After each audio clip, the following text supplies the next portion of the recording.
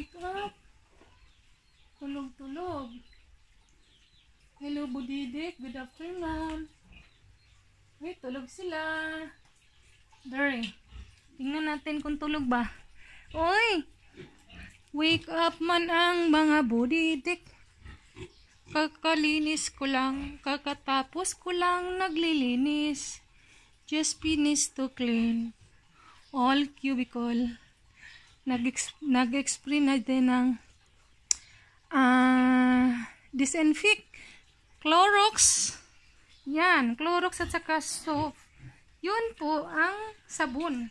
Sabon. Nag-disinfect ng sabon at saka Clorox para malinis.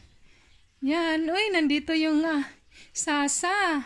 Si Miming po talaga nawala po yan ng 3 nights and 3 days. So, just come back si Sasa, no? So, good. Yan, oh, buntis. Sige. Uy, tulog man, oh. Hindi magpa-disturbo. Yan, oh. Just finished to clean. So, all cubicle is clean. Yun. At saka dun. All of mother pig is pregnant. Oy, nanghingi ng puids. Hungry? No. Unya na. It's early. 2:00 pa mga pigi. Oh, may mga pato din kami dun. Yan.